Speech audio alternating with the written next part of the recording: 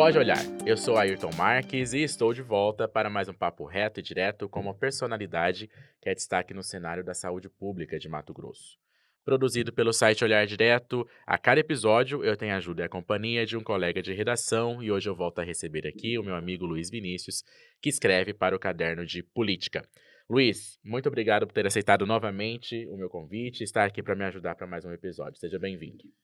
Obrigado, Ayrton. Eu que agradeço o convite mais uma vez aqui. Eu tenho certeza aí que vai ser um belo bate-papo. Exato.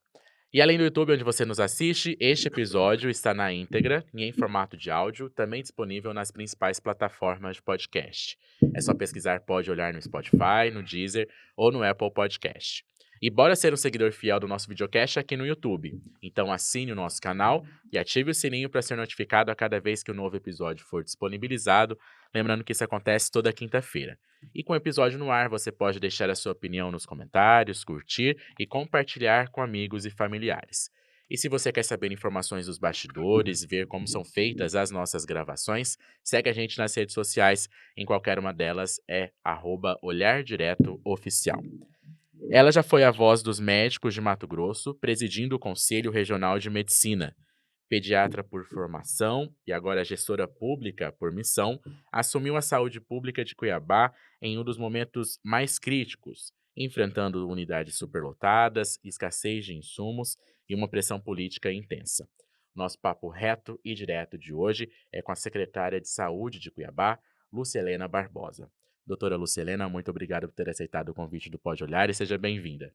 Eu que agradeço a oportunidade de estar aqui com vocês hoje pela primeira vez. Espero vir mais vezes, ser Sim. convidada, para a gente conversar sobre assuntos que sejam interessantes e informar a população também. Assunto não vai faltar, né, Não, doutora? na saúde nunca. Doutora, como a gente até falou aqui na abertura, né, que a senhora tem experiência, é médica pediatra, foi presidente também do CRM Mato Grosso, tem essa participação também classista, né? Como que todas essas experiências ajudam e colaboram agora nessa missão de ser secretária de saúde da capital? Então, a gestão do CRM, ela acontece a mudança a cada 5 anos. Os últimos 5 anos que eu fiquei lá, que terminou em 2023, pegou justamente a pandemia logo de cara, né? Uhum. E na sequência, já existia uma programação da gente fazer uma informatização, uma modernização do sistema interno de documentação no CRM. Então, na minha gestão, eu tive a oportunidade de fazer aquilo que eu pretendo fazer na saúde, que é modernizá-lo. Foi uma experiência muito positiva. Eu trabalhei antes de trabalhar na diretoria do CRM, fui conselheira por 20 anos, que também é uma experiência fantástica, né. A gente atuar como às vezes como investigador, fazendo uma sindicância, ou como juiz presidindo um julgamento, como o presidente faz, fazendo um julgamento, foi uma experiência muito enriquecedora também.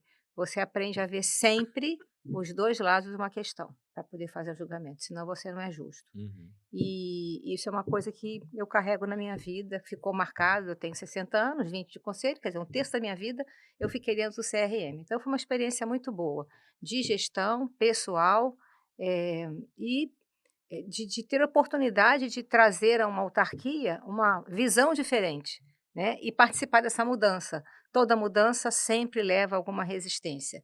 Lá a Uhum. gente teve isso, mas ao final ninguém quer voltar para a vida de antes. Foi muito bom. Doutora, e essa vontade, essa atuação também, na classe, né, dentro da classe, já foi algo que surgiu repentinamente ou a senhora também, já na faculdade, tinha essa questão mais de lutar pelos estudantes ou pela profissão, como que foi isso? Quem Esse te lado mais contou que eu tinha político um esse pouco. lado? Isso eu nunca contei para ninguém.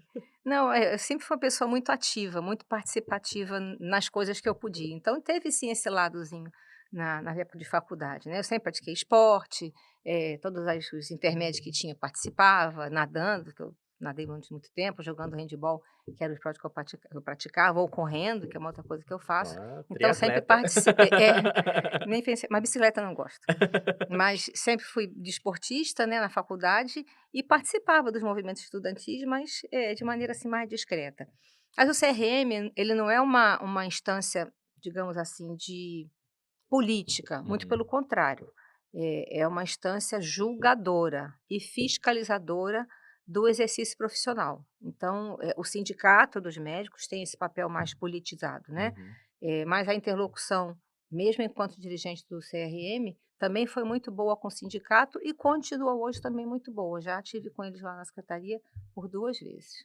No período de pré-campanha, no ano passado, o nome da senhora foi cotado, colocado aí como uma possível, ou alguns já até chegaram a confirmar, cravar o nome da senhora como vice, né, da chapa do É, prefeito Abílio Brunini.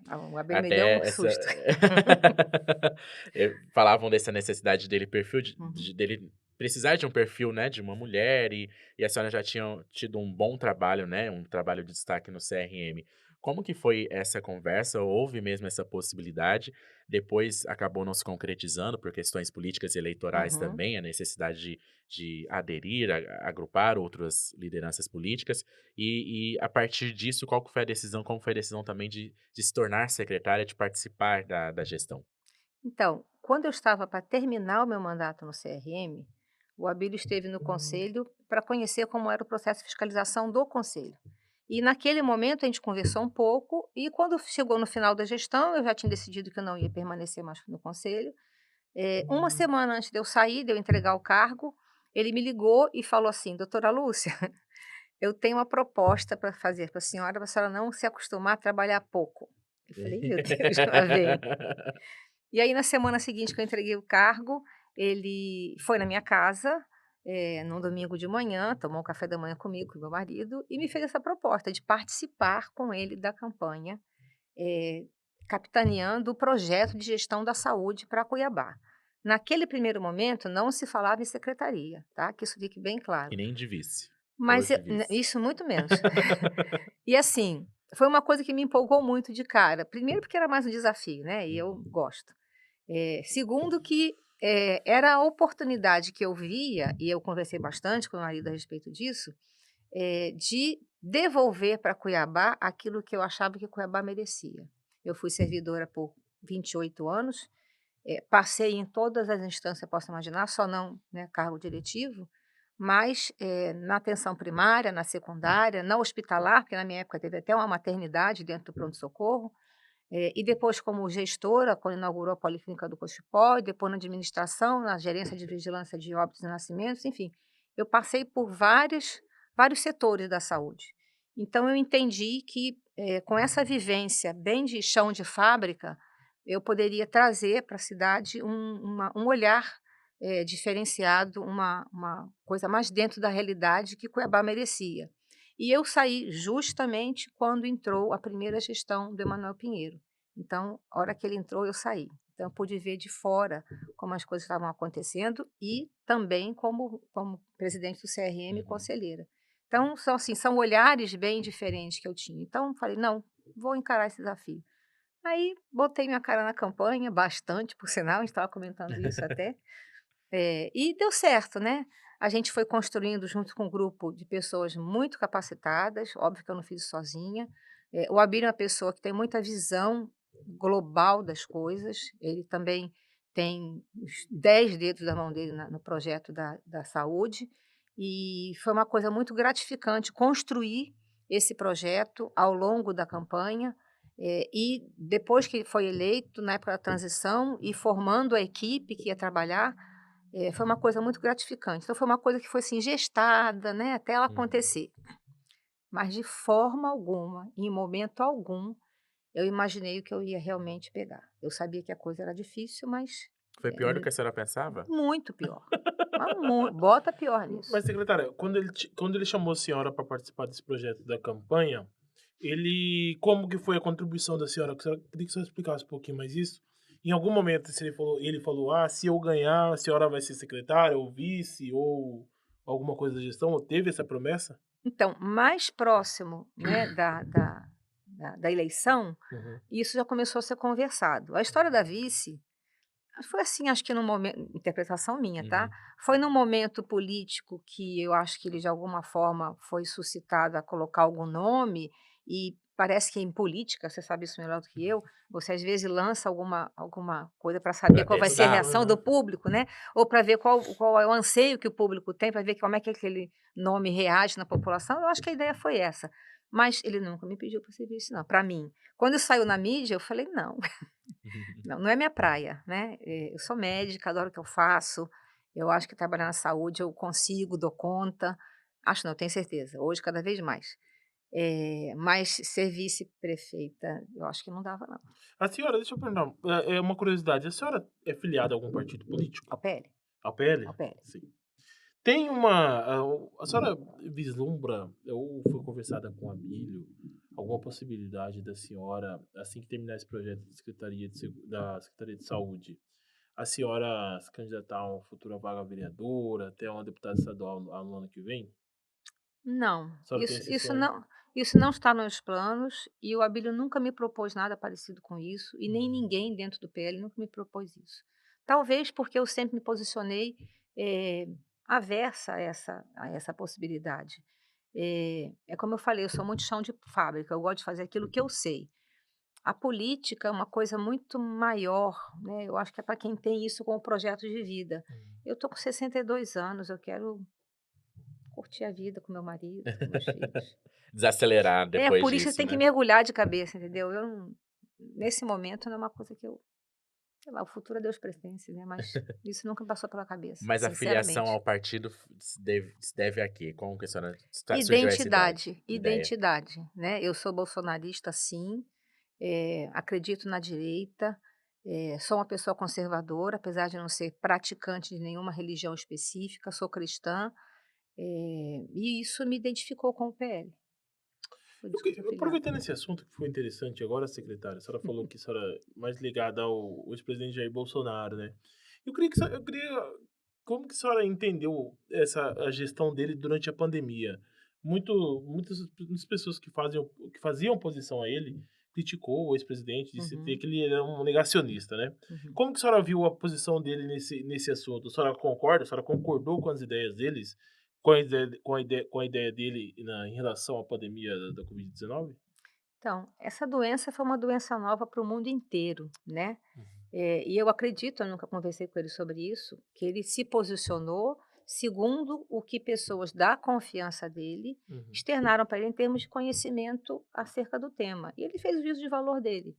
E eu acredito que ele, como sendo uma pessoa democrática como é, ele não sentiu a vontade em nenhum momento de obrigar ninguém a fazer coisa alguma. uhum, E o tempo acabou mostrando que muitas das coisas que ele defendeu, na verdade, talvez tivessem sido melhores do que as atitudes que foram tomadas, mas a gente nunca vai saber o que teria si como teria sido o que não foi. Então, vamos ficar assim, né.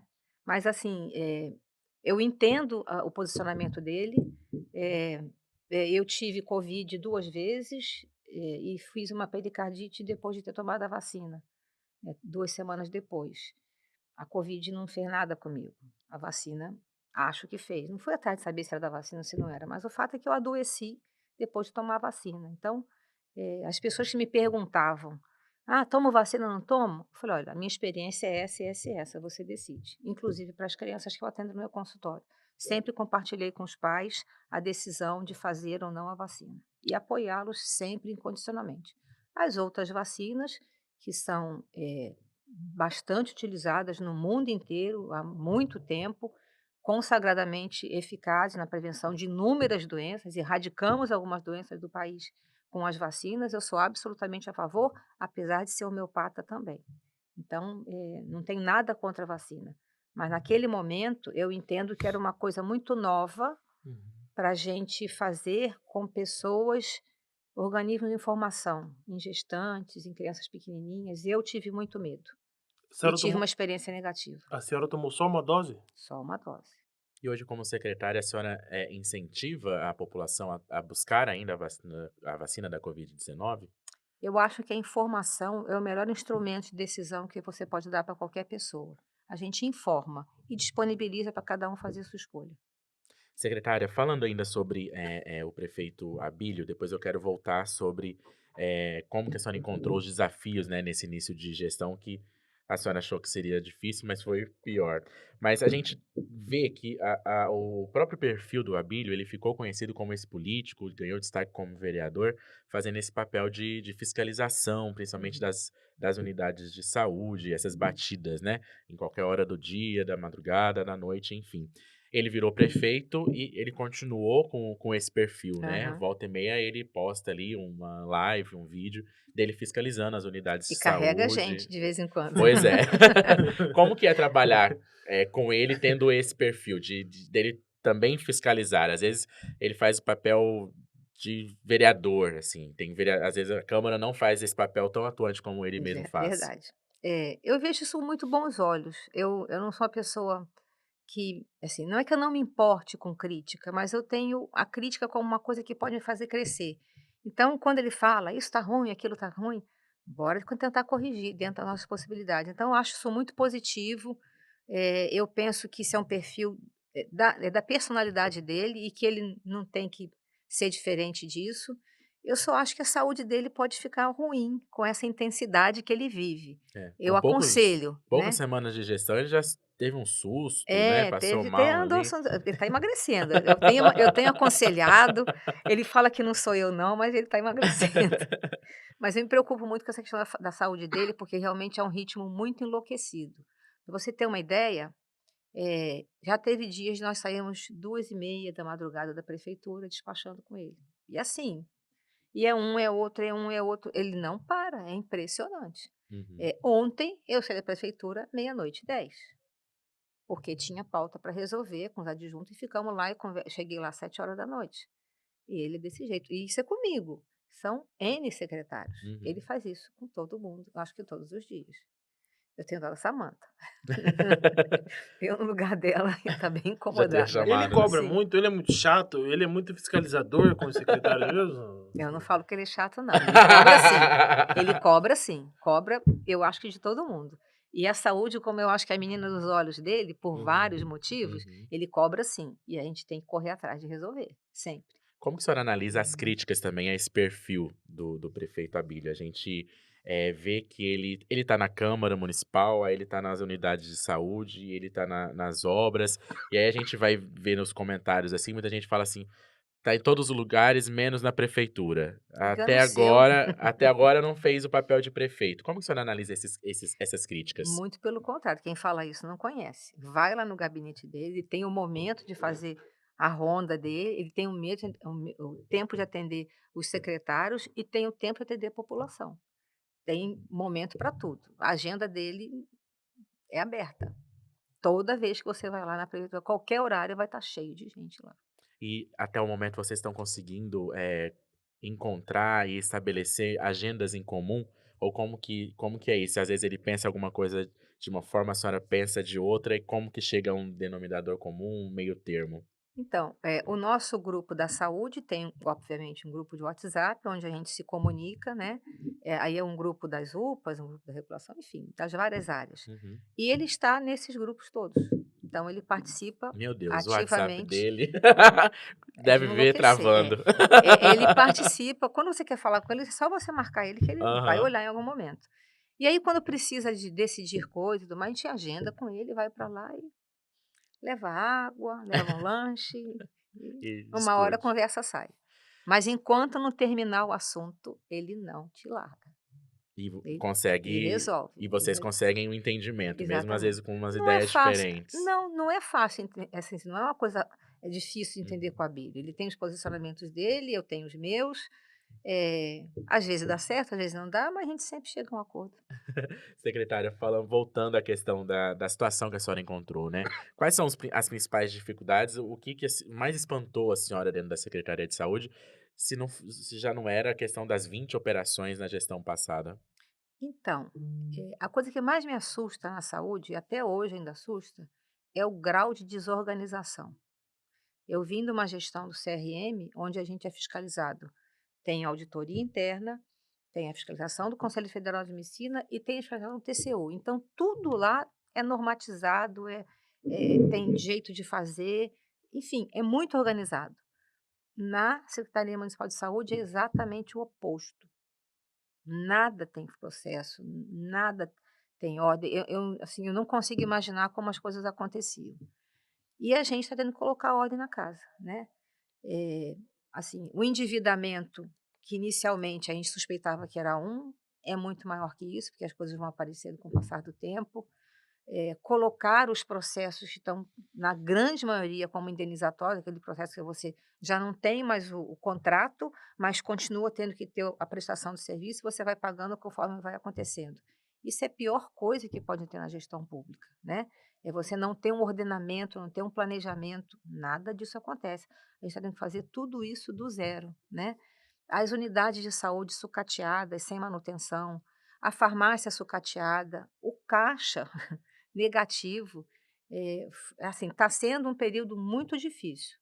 Eu tenho, assim, a esperança de que até o final do ano a gente consiga, colocar a ordem na casa, fazer o levantamento real de quanto a gente deve, para quem a gente deve e há quanto tempo a gente deve, né. Para você ter uma ideia, tem dívidas que são de 2021, 2020, né, complicado. Então, essas pessoas prestaram serviço ou venderam algum produto, não é Uhum. justo que elas fiquem sem pagamento, né. Então a gente tem que se organizar para, de alguma forma, em algum momento, equalizar essa situação. Mas eu também não posso parar a secretaria para pagar a dívida passada. Então tem que haver um equilíbrio dessas 2 situações. E é isso que a gente está fazendo hoje. Esse é um dos grandes desafios. Outro grande desafio é você não ter credibilidade. Eh eu não vou citar a empresa, obviamente, até porque eu não tenho como criticar a atitude, mas você fazer o pagamento de uma determinada empresa via consórcio, onde você paga antecipado que você quer comprar, Uhum. e a empresa falar: "Eu só entrego isso para vocês se você me pagar aquela nota que tem lá de não sei quando". Aconteceu isso, não foi uma nem 2 vezes. Você contando com aquele produto que você precisa consumir, às vezes no espaço de tempo exíguo, e aí você de repente não tem, e tem que lançar mão de dinheiro que você não estava programado para gastar, e ter que fazer isso, senão você fica sem o insumo que você precisa. Isso acontece até com outras empresas ficam temem isso também, Sim, né, que sim, aconteça com ela também, sim. né, mesmo com mudança de gestão. Exatamente. E assim, existe uma legislação que regulamenta a forma de você efetuar esses pagamentos pregressos. Uhum. Então eu não posso sair pagando quem eu quero, né. Então, em cima disso, procurei já o Tribunal de Contas do Estado por 2 vezes para ter orientação, para falar da situação, e a gente recebeu a orientação que a gente vai seguir, mesmo que isso signifique que algumas pessoas talvez não recebam tão rapidamente quanto imaginaram que iriam receber, porque a gente tem que fazer escolhas, e eu tenho que escolher fazer a saúde acontecer agora, né. O que nos salva são emendas parlamentares, que tem algumas, que vão permitir que a gente consiga tocar a saúde, fazer as reformas que são necessárias nas unidades de saúde, iniciar alguns projetos que o Abílio tinha durante a campanha, como a Casa do Autista. Estamos conseguindo fazer o CMI, que é o Centro Médico Infantil ali no pronto-socorro antigo. A Uhum. obra está acontecendo, acredito que mais uns 60 dias já ela deva ser inaugurada. E algumas unidades de saúde estão conseguindo finalizar a duras penas. Os processos licitatórios na prefeitura, na saúde pública, né, de uma maneira geral, eles são morosos, por isso o prefeito levou para a Câmara e foi aprovado ontem a mudança da empresa cuiabana de saúde pública. Ela vai passar a ter um papel de operacionalizar a secretaria, nesse aspecto de contratos e tudo mais. E a parte finalística, a gestão da saúde em si, fica com a secretaria. Por que que essa mudança, na visão de vocês, é melhor? Porque vai dar Acelera esse celeridade. processo? As leis que regem a empresa, privada, ela é mais célere do que o serviço público. Então Uhum. você consegue fazer licitações, contratar serviços com mais rapidez do que no serviço público, como estava acontecendo até agora. Entendi. Secretária, e como, tá a paciência da população? A senhora acredita que a população ainda, entende que houve uma mudança de gestão e que essa gestão está mostrando que quer mudar, que está com ideia de mudar, de melhorar esse serviço, mas que também não dá para fazer da noite para o dia essa mudança? Olha, eu não tenho tido muito tempo de acompanhar a rede social, mas, essa é uma ferramenta que o Abílio usa bastante, Sim. inclusive tem canais de comunicação que ele utiliza para isso. Mas eu fico satisfeita de andar na rua e as pessoas me cumprimentarem. de ir nos lugares as pessoas me reconhecerem, virem me cumprimentar também, me dar os parabéns, me desejar boa sorte. Meus pacientes que estão meio abandonados, me desejarem boa sorte, estarem bem com o que eu estou fazendo. Alguns áudios, hoje a gente recebeu um que me deixou até emocionada, elogiando o serviço. A pessoa falou: eu resolvi usar o serviço público, aí fui na unidade, fui atendida, aí consegui fazer meu exame, achei que ia demorar, não demorou, estou aqui fazendo meu exame, estou atendida, bem atendida, a coleta de exame foi tranquila. Então, assim, as pessoas têm essa motivação de pegar um telefone celular, gravar um áudio e mandar para a Bíblia, ou seja lá quem for, para fazer elogio. Isso é uma Uhum. coisa que mostra que eu acho que estou no caminho certo. Eu não tenho a ilusão, e nem tinha quando a gente assumiu, de que as coisas iam ser fáceis nem rápidas. E nem disse nunca que isso ia ser dessa forma. Se é uma coisa que ninguém pode dizer, que eu falo mentira. Não falo, não. Pode até não agradar, mas eu não falo mentira, não. Eu falo a verdade. Então, a gente tem que ir fazendo as coisas conforme dá e mostrando, né? Ó, conseguimos fazer isso, conseguimos fazer aquilo, né? Então, vamos inaugurar uma unidade de saúde que estava fechada, colocamos as famosas cadeiras de dentista, Sim. estamos colocando. Então, assim, devagarzinho a gente vai conseguindo fazer as coisas, eh, com certeza não na velocidade que as pessoas talvez gostariam, né? Quem está doente, quem está com dor, quem está morrendo, Entendi. tem urgência. E a gente, na medida do possível, tenta agilizar aquilo que realmente, demanda urgência. Aquilo que pode esperar um pouquinho, a gente vai fazendo num outro compasso, mas a gente chega lá. A senhora disse, secretária, que até o final desse ano a senhora consegue dar uma organização maior na secretaria. eh, Eu disse que pretendo. isso, a previsão. Conseguir, E eu queria eu perguntar para a quero. senhora, o que a senhora poderia falar para a população, quando que o cuiabano pode chegar a uma unidade, ele pode ter um atendimento satisfatório, em um tempo satisfatório? Porque há uma reclamação desde muito tempo Uhum, que os atendimentos nas UPAs, nas aquelas unidades, quando a pessoa está agripada, aquilo assim, muita gravidade, de que demora muito. uhum. A prefeitura, já conseguiu diminuir esse tempo de espera ou a previsão é quando para ter um tempo de espera satisfatório para quem está doente? Olha, isso é uma prática de futurologia, mas vamos tentar explicar que situação é essa. Uhum, Quando a gente fala de UPA é uma coisa, quando fala de unidade básica é outra. A unidade básica, ela serve para fazer acompanhamento de doenças crônicas, atendimento ambulatorial de pediatria, de gestantes de baixo risco. Então, são coisas que são agendadas, né, que uhum, podem esperar um pouquinho. Não que isso signifique que você pode esperar 3 meses para ter uma consulta na unidade de saúde, isso não é sim. o ideal. Por isso, nós comunicamos à população lá no começo da gestão que existia uma coisa chamada acolhimento de demanda espontânea. O que que é isso? Você, sei lá, tem uma dúvida, está passando mal, procura unidade, alguém vai te atender e vai dizer se aquilo que você tem é uma coisa urgente, que pode esperar um dia, ou que você tem que ir para a UPA para ser atendido. Isso é acolher, você vê a pessoa, o que está acontecendo com ela. Não que vá resolver, dependendo do que seja, você tem que resolver rápido ou mais devagar. Então, isso é uma prática que não existia, que causou uma celeuma danada no começo, né? Uhum. Que foi interpretada de maneira equivocada, mas que nós fizemos no começo da gestão, comunicar à população que isso é possível. E isso continua acontecendo. No início da gestão, a gente suspendeu por exatos 18 dias o agendamento de consultas, tá? Mas o acompanhamento de pré-natal, o atendimento dos programas hipertensão, hanseníase, isso aconteceu normalmente, isso não parou de acontecer.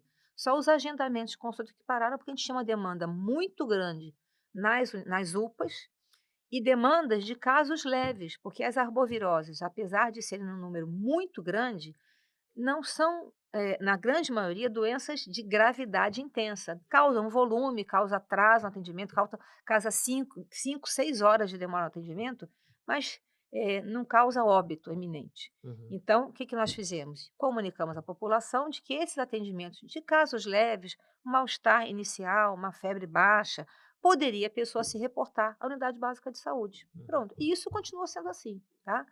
Naquele momento mais crítico das arboviroses, aí para fevereiro, né, nós tivemos um número, assim, assustador de atendimentos das UPAs. Coisa assim de 3.700 pessoas passando nas unidades, nas 5 unidades, num único dia. Tivemos que adotar medidas, assim, radicais a ponto de colocar, assim, um médico para fazer triagem, para saber o que que acredita em você, o que que na segunda-feira era só pegar um atestado, né, arbovirose, né, na cidade inteira, e a pessoa vai para a unidade para pegar um atestado. Mas tem, infelizmente tem e vai continuar tendo, né. Mas essa pessoa ela era atendida mais rapidamente por uma pessoa que não estava atendendo as pessoas doentes, para que ela deixasse a unidade, não ficasse na Uhum. fila e deixasse a oportunidade para pessoas que realmente estavam precisando de atendimento urgente serem atendidas. Então houve uma série de práticas que foram modificadas, principalmente nas UPAs e na unidade básica de saúde, para que a gente tentasse desafogar, esse sistema que estava realmente, sobrecarregado. Também tivemos em janeiro, uma ajuda do Estado no sentido de resolver alguns casos de cirurgia ortopédica que estavam há bastante tempo no hospital. Fizemos uma série de cirurgias, 50 e poucas cirurgias, e tiramos essas pessoas de dentro do hospital. Com isso, sobrou mais leito hospitalar, para a gente conseguir fazer rodar o hospital. E hoje o que a gente continua buscando é a mesma coisa, estabelecer protocolos ou sistemas que você possa fazer o hospital girar mais rápido. Uhum. A gente tem o EMAD, que é o Programa do Melhor em Casa, que a pessoa vai terminar na sua residência um tratamento iniciado no hospital. Então, assim, eu tenho uma pneumonia, eu preciso tomar antibiótico por 10 dias e é na veia. Eu fico 5 dias no hospital, estou bem, não estou mais descompensado, não estou com falta de ar, não estou com baixo de oxigênio, vai para casa, o agente vai lá na sua casa aplicar a medicação na sua casa. Eu libero um leito do hospital. Então, tem uma série de coisas que a gente tem que implementar para que o sistema possa fluir de uma maneira melhor. Esse é um exemplo que eu dei do que a gente está fazendo já para que essas coisas aconteçam de maneira mais harmônica, as pessoas não precisem esperar tanto para terem os seus problemas resolvidos na saúde. Secretária, uma questão que foi muito frequente nos últimos anos foi a ausência de médicos, né? Furos aí nas escalas de plantão, e o que acaba também demorando, atrasando os atendimentos e gerando superlotação. O que que a secretaria já fez para solucionar esse problema e hoje isso já não é um problema? Como que está essa situação das escalas? Então, como esteve, né? Nós iniciamos a gestão com 126 médicos de férias. Tá? A menos, para atender, assim, né, atenção básica e UPA. Qual é o Uhum. quadro total? De médicos, Isso. contratados nossos, 700 e pouco. E tem os plantonistas que são de empresas, que a gente felizmente tem para nos atender, Uhum. que é aquela pessoa que cobre a escala quando o médico nosso falta. Uhum. Ou quando a escala está descoberta, por exemplo, 126 médicos a menos na rede, eh, Uhum. dá para fechar a UPA, né, mas infelizmente a gente não precisamos fazer isso, porque tinha essa retaguarda e temos até hoje, Uhum. né. Mas, contratamos mais médicos num processo seletivo que aconteceu, chamamos enfermeiros do concurso que aconteceu em 2023, que ainda tinha para ser, chamado. Muitas pessoas saíram ou, enfim, existia falta, ou no mínimo uma má distribuição dos profissionais de saúde na atenção básica e na secundária. Então o que a gente fez foi arrumar a casa para que todos os pontos de atendimento voltem a ter, a sua característica preservada, seja na unidade básica de saúde, seja na UPA. Então tivemos que fazer contratação sim, também tivemos que contratar agentes comunitários de saúde, porque temos muitas áreas descobertas. Existiam áreas com agente demais e outras sem nenhum, então sem a cobertura do agente. No período crítico da arbovirose, também não tínhamos agentes de endemias, tivemos que contratar para fazer o monitoramento das residências, dos bairros, fizemos 33 mutirões ao todo durante esse período que foi mais crítico. Então, assim, houve contratação de muitas pessoas, remanescentes de concurso, e processo seletivo simplificado para esse momento. É um contrato que vai durar 2 anos e podendo ser renovado. Eu entrevistei o Abílio logo após o carnaval. O Abílio e o secretário do Estado de Saúde, Gilberto Figueiredo. Eles nos disseram que, naquela época, o pior momento das doenças arbovirosas ainda não tinha chegado. Eu pergunto para a senhora, esse período chuvoso no mês de abril, tá estendendo mais essas doenças e isso tem uma previsão para acabar, para cessar ou para diminuir bem, secretária, essa questão das doenças arbovirosas? Então, a gente já identifica que o número de casos caiu bastante. E como assim? Como você mesmo disse, as chuvas não acabaram? Eu só posso modestamente supor que as ações que nós fizemos Hum. fizeram com que os casos diminuíssem, Uhum, né? Porque uhum, é uma doença que ela não é transmitida entre pessoas, é transmitida por um vetor. uhum, Então eu só posso entender depois, porque assim não tem aquilo que se chama de imunidade de rebanho, né? Eu pego de você o quadro, mas é um quadro frouxo que estou imune. Isso não existe para a arbovirose. Então a gente supõe que as ações que nós fizemos com orientação do Ministério da Saúde, da Força Nacional, que estiveram aqui conosco, chamados por nós, e nos orientaram quanto ao que fazer, hoje a gente pode falar que os casos diminuíram bastante. Mas como estamos em período de chuva e a gente sabe que a gente não pode baixar a guarda com a arbovirose, né? uhum. A gente sabe que o ovo do mosquito, ele fica viável na natureza por mais de 300 dias. Então, o ovo que você não elimina agora, ele pode eclodir no próximo período de chuvas e volta tudo de novo. Então, essa falta de cuidado que não aconteceu no ano passado, não teve nenhum mutirão, nenhuma ação de vigilância epidemiológica no ano passado, no meu entendimento, isso nos levou à situação que a gente viveu hoje. Nós tínhamos tudo para acontecer e aconteceu com força. Como que anda aquela situação sobre vacinação contra a dengue? Avançou, secretária? Que a senhora pensa sobre o assunto? Bom, a gente tem uma cobertura vacinal de dengue muito aquém do esperado, mesmo considerando a faixa etária que é preconizada, tá? Uhum, Então, a gente vacinou cerca de 27% mais ou menos da população-alvo. Isso é muito pouco. sim. Muito, acredito, porque a faixa etária que é escolhida é de 10 a 14 anos, e isso se deve ao fato de esta faixa etária, ela não passou pelas dengues anteriores que foram mais críticas, então teriam zero de imunidade. Por Uhum, isso essa faixa etária é escolhida. hum. Então, a preconização é nesse período só, mas ainda assim a procura é muito pequena. Em todos os lugares que eu vou, e peço de novo que as pessoas procurem a unidade de saúde para receber vacina de dengue, porque ela é eficaz e ela previne contra as formas graves da doença. Mas realmente a procura é muito pequena. Talvez porque o número de casos de dengue, comparando com chikungunya esse ano, foi infinitamente menor. A gente teve um aumentozinho, mas nem de longe perto do que foi a chikungunya esse ano. Foi É, realmente terrível. a questão da pandemia e da vacinação da Covid também, até o que a senhora falou, né, de deixar a livre-arbítrio para quem quisesse decidir se vacinasse ou não, também não pode ter influenciado isso? As pessoas não acreditarem na eficiência da vacina da dengue, como não acreditaram na eficiência da vacina da Covid? De novo eu vou te falar que a informação é o melhor que a gente pode oferecer às pessoas, né. São vacinas completamente diferentes, tá. Eu tomei vacina de dengue, né, não tomei mais depois de 60, mas antes disso tomei.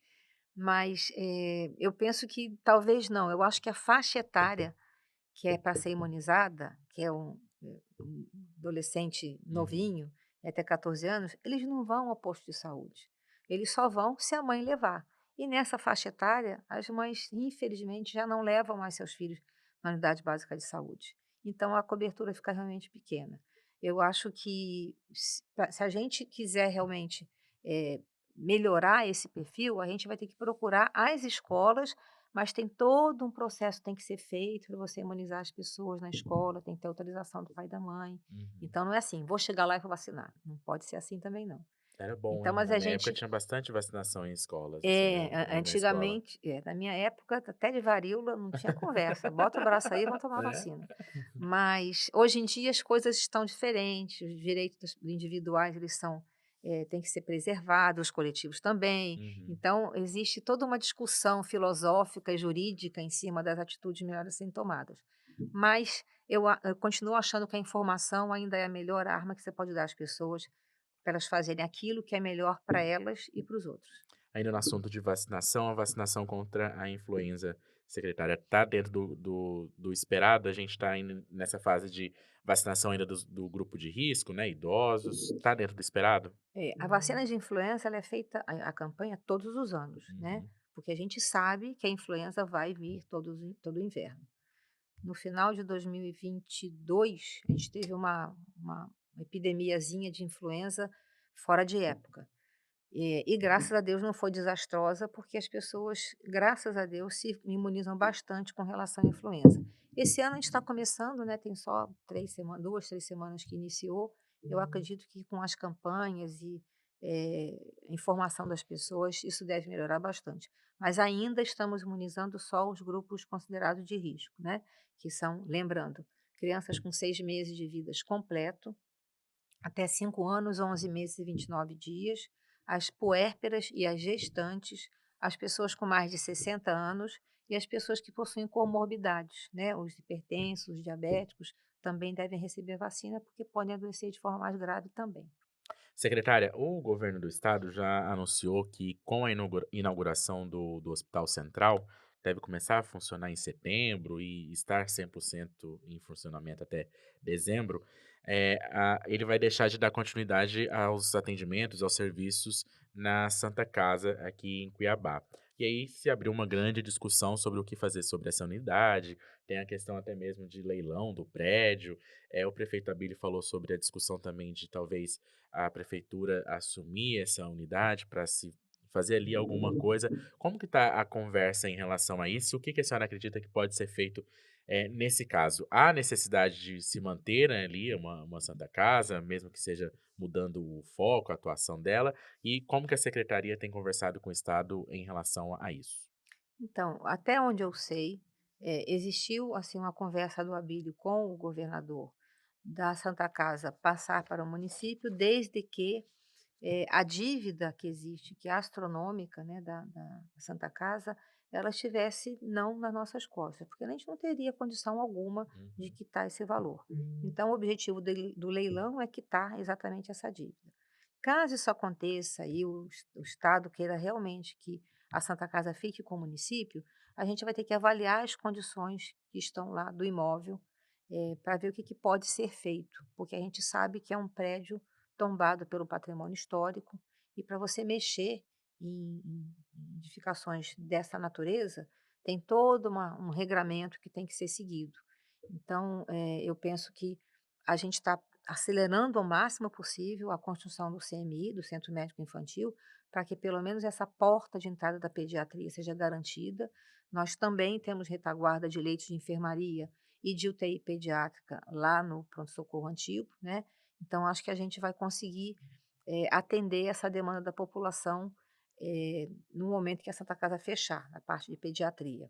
Os outros serviços que funcionam ali, eu acredito que o Estado deva levar para o HC, né, Uhum. que é a oncologia, a hemodiálise, muitas cirurgias. Então, eu acredito que eles têm esse planejamento de levar para o HC, até porque o credenciamento que existe lá deve ficar junto com o Estado mesmo, mudando só para o HC. Assim, a senhora até, antes da entrevista, a senhora citou sobre aquela questão daquele evento onde o governo anunciou, o governo estadual, que a empresa Albert Einstein vai administrar o Hospital Central. Isso. Como que a senhora avalia isso? A senhora acredita que a unidade daqui de Cuiabá não deve perder nada para a unidade lá de São Paulo? Ou a senhora acha que, calma, existe diferenças entre essas unidades? Não, eu acho que tem toda a condição de Cuiabá, de Mato Grosso, ter um hospital do porte e do nível do Albert Einstein. Eu acho que precisamos disso, né. Acredito que, o Estado deva fazer tanta envio das pessoas, né, o tratamento fora de domicílio para hospitais desse porte, em coisas que nós realmente não temos aqui e que podemos ter. Nós temos profissionais capacitados para fazer cirurgia cardíaca aberta, da parte hemodinâmica, neurológica. A gente tem uma gama de médicos muito bem formados atuando no Mato Grosso. Eu acho que a gente merece ter um hospital desse sim, e eu Uhum. acho que vai ser um sucesso. Vai ser muito bom para a população. Secretária, falando sobre, obras, né, e estrutura, em Cuiabá, há muitas unidades de saúde ainda inacabadas ou precisando de reformas, e como que a secretaria está atuando em relação a isso? A ampliação dessas unidades ou conclusão de algumas dessas obras? Olha, todas precisam de reparos e manutenção, sem exceção. Algumas até, teve a Cidade Alta teve o seu teto destelhado, Uhum. caiu com vento, né, vocês lembram bem disso. Então, assim, a gente tem que fazer a gente tem que fazer, a gente tem um cronograma que eu não vou conseguir falar de cabeça para vocês, obviamente, por gravidade e por área de abrangência, né? Aquelas unidades que têm maior número de equipes e tem maior população precisando de atenção, essas Essa é a serão prioridade. prioritárias.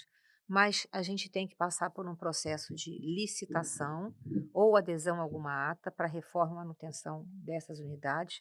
Talvez uma empresa só não dê conta de fazer isso e a lei que foi sancionada ontem na Câmara por iniciativa do prefeito, deve ajudar bastante com isso, porque vai dar exatamente a celeridade que a gente precisa para fazer esse processo licitatório e ter uma ou duas empresas fazendo essas reformas que são necessárias. Algumas coisas de manutenção, o caso clássico, né, que foi emblemático das cadeiras de odontologia, Uhum. se deveu ao fato de que a gente não tinha nenhuma empresa que pudesse fazer a manutenção da onde a gente tinha que instalar as cadeiras. E não adianta você instalar uma cadeira se a fiação elétrica não estiver adequada. Então tem que vir um técnico especializado para ver aquilo. Não adianta você colocar na mão de qualquer pessoa. Senão você perde a garantia da cadeira que é novinha, né? Estraga e a culpa é sua. Uhum. Então, como as empresas que atenderam a Prefeitura de Cuiabá no ano passado, todas estavam com dívidas, por causa da Prefeitura, elas simplesmente não queriam atender, e eu não tiro a razão delas. Acabou vencendo a licitação uma empresa de fora, né? E em algum momento a gente vai pagar essas empresas porque elas prestaram serviço, mas a gente só conseguiu de uma empresa de fora para fazer essa entrega. E estamos começando a entregar. Vamos chamar vocês para a inauguração, São vinte e tá? nove novas cadeiras, São secretária? 29 novas E aí cadeiras. o cronograma de que elas estejam todas instaladas, funcionando, já tem esse cronograma de Nós já quando isso? temos 3 instaladas. O Passaredo está para inaugurar, aguardando só fazer a parte da fachada e algumas coisas de piso que faltam terminar, mas as cadeiras já estão lá, os profissionais esperando para trabalhar. Eu acredito que na semana que vem, no máximo na outra, porque o feriado sempre atrapalha um pouquinho, Uhum. a gente já E esse deve mês foi inaugurar essa cheio, né, unidade. de feriados. Cheio. Ou acabou, né? Sobre as cirurgias eletivas, segundo o prefeito, o contrato atual cobre apenas a mão de obra e há uma nova licitação também para suprir essa questão dos materiais? Como que é essa questão? Mesma coisa, tem uma carência de material cirúrgico muito grande. Algumas coisas pequenas a gente pode comprar para começar a fazer alguma coisa. Acho que semana que vem já começamos a fazer algumas cirurgias urológicas e, enfim, de pequeno porte, né? E tem licitação para comprar as caixas cirúrgicas para suprir as cirurgias maiores, ortopédicas e tudo mais. A coisa vai começar a andar. Em entrevista pra gente, o promotor Milton Matos, ele disse que Cuiabá patina, ele usou esse verbo, nessa questão da cirurgia eletiva. Por que, secretária? Essa questão que a senhora falou, sobre a questão da morosidade, na questão da burocracia, dos processos, da licitação, é por isso? Também, tá? A contratação dos serviços que vão fazer, executar essas cirurgias, também é um Uhum. processo licitatório que se torna moroso da mesma forma, né? A gente tem alguns profissionais especialistas na rede, mas o contrato deles é de 20 horas de ambulatório. Então, para você colocá-los para fazer os procedimentos cirúrgicos, é uma segunda negociação, e é isso que tem que ser feito. Por isso que a gente estava patinando, os contratos já vão começar a sair agora e a coisa vai começar a andar, pode acreditar. Muito se fala em fila, secretária. Todo mundo tem a curiosidade, todo mundo reclama. Todo mundo tem um parente que tá aguardando um Na fila. procedimento, Não sei quanto geralmente tempo. ortopédico. Uhum. A fila tá em que ano, secretária? Que ano? A senhora consegue ter. Me parece que em Vargem Grande, acho que é 2016. Me perdoa, eu vi uma entrevista da secretária esses dias. Eles me disseram que na parte da ortopedia era de 2016, se eu não me engano. Uhum. Em Cuiabá, essa fila tá em que ano? Em que mês? E de que ano? Então, a gente tem que saber a fila verdadeira, né. Uhum. A fila que é fictícia, 2016, se alguém precisava fazer um procedimento cirúrgico há 10 anos atrás, com certeza não aquele procedimento mais, ou a pessoa já se virou de alguma forma. Mas enfim, o que que a gente tem que fazer? A gente tem que fazer uma triagem dentro dessa fila, Uhum. conhecer o paciente que realmente, né, está dentro dela, saber em que pé está aquela patologia que a pessoa precisava operar, porque às vezes a cirurgia era uma há 3 anos atrás, hoje é outra coisa. Então, de toda forma, a gente tem que fazer um reconhecimento dessa ficha, dessa fila. E a forma mais prática de fazer isso é com inteligência artificial, né, com a tecnologia de informação ajudando a gente. E é atrás disso que nós estamos. Neste momento, lá na secretaria, está o técnico da TI testando exatamente a inteligência artificial que vai fazer essa limpeza da fila, identificando tempo que está lá dentro, criando mecanismos de contato com esse paciente, uma, duas, três vezes, para ver se a gente obtém a resposta, para ver se o paciente ainda tem interesse em fazer aquele procedimento. Se tiver, ver se é o mesmo procedimento ainda. Então, essa fila tem que ser toda reorganizada. E a fila não é só de cirurgia, ela é de exames e de procedimentos de baixa complexidade. Então, é muita gente. Eu acredito que de hoje até a semana que vem, a gente vai ter uma noção verdadeira, se tudo der certo no teste hoje, do tamanho real da fila. Qualquer coisa que eu fale aqui é especulação. Essa IA, então, pode detectar quantas pessoas morreram esperando um procedimento na fila, né, secretária? É possível que sim. Daí eu não sei dizer, a gente vai ter que ver a fila, quem que está lá, né. Mas é possível que pessoas tenham morrido de, por exemplo, 2016, não sei se é essa a última data, até 2025, sem ter feito um procedimento. Não sei se por causa disso, mas Uhum. muitas pessoas faleceram nesse meio do caminho. Uhum. Secretária, logo depois do fim da intervenção estadual na saúde, de Cuiabá, o município firmou um termo de ajustamento de conduta com o Tribunal de Contas, com o Ministério Público, que foi homologado pelo Tribunal de Justiça. E desde então o município tem que seguir esses termos que estão nesse acordo. Como que está o cumprimento dessas, digamos assim, obrigações que o município assumiu? Muito se fala aí de que só 30% desse termo foi realmente executado, então há uma dificuldade de informações. Como que está essa situação do TAC? Então, o TAC é o seguinte, ele foi idealizado ao final da intervenção, baseado naquilo que era importante para aquele grupo que fez a intervenção naquele momento. Hoje é outro momento, né, não vou nem falar de outra gestão, mas é outro momento. Durante todo o ano 2024, o TAC foi completamente ignorado, né, e nada aconteceu. E as coisas pioraram muito. Obviamente, nós temos pessoas hoje na gestão que estavam na intervenção. A enfermeira Catarina, que é da atenção primária, ela fazia parte do grupo da intervenção. E ela fala, o Fábio, que está na empresa Cuiabana, eles falam muito pior do que quando a intervenção entrou. Então, esse desmonte que eu me referi no começo, que tanto me assustou e que tanto me deixou assim, eh, estarrecida, ele é muito grande. Então, não dá para a gente achar que aquilo que a intervenção conquistou em 10 meses, que foi o parâmetro que eles utilizaram, possa ser conseguido em 4 meses. Ainda mais com uma epidemia acontecendo, com uma dificuldade imensa em adquirir medicamentos e insumos, soro, dipirona, etc e tal, e comparar e querer que você atenda 100% do TAC. É impossível. Sem falar que algumas coisas perderam o objeto, né. Eh, Criação de assistência farmacêutica foi criado, criação da diretoria de atenção bucal foi criado. Então tem diversos itens, que a gente entende que perderam o objeto, não tem mais sentido estar no TAC, que a gente vai voltar a conversar com o doutor Milton, com o TJ, para que a gente possa repactuar isso e colocar alguma coisa mais dentro da realidade. Eu não vou falar para ninguém que eu vou fazer o que do jeito que estava no final de 2023. Não tenho como fazer isso agora. Eu estou Uhum, contratando médico ainda. É tudo difícil, tudo moroso. Então, quando eu estiver em condições, aí eu vou poder falar: "Olha, estou cumprindo". Mas em quanto tempo eu vou fazer isso? Depende da velocidade que eu conseguir corrigir as coisas que estavam erradas. Até a contratação de médicos está difícil. A gente chamou 150, contratamos 30.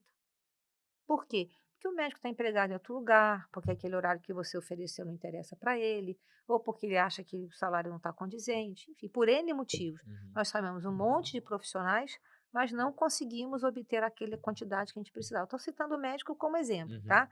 Mas Tem outros mesmo os setores agentes de também, né? saúde, agentes de endemia, não é assim, ah, chama e vem. Infelizmente, na prática, não é assim, tá? Então, não dá para você exigir que você cumpra uma situação que estava ao final de 10 meses de correções em 4 meses com esse monte de situações adversas que a gente enfrentou. E é isso que a gente vai tentar mostrar para o Ministério Público e para o TJ e tentar, colocar essas cláusulas do TAC de forma mais realista possível, para não ficar falando: "Ah, fez 26% ou 30%, mandou documento". Não, vamos sentar e ver o que é realmente possível. Ó, eu me comprometo a fazer isso, pode me cobrar isso. O promotor disse que o número satisfatório não seria 100%, mas de 75 a 80% de cumprimento do TAC. A senhora acha que é possível? Em condições iguais de temperatura e pressão, sim, mas não no momento atual, né. Pós-pandemia, sem insumos, sem credibilidade no mercado, é impossível. Talvez depois de 10 meses, como foi com a intervenção, a gente consiga estar da mesma forma.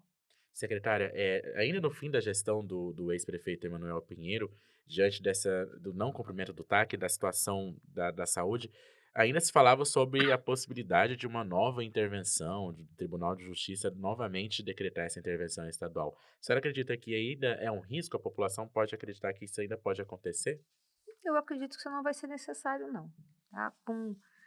Assim, o pouco que a gente conseguiu andar, e diante das adversidades que a gente, encontrou, e não foram poucas, e mesmo assim a gente conseguiu avançar, eu descarto praticamente nova intervenção. Não, só se acontecer um desastre, né.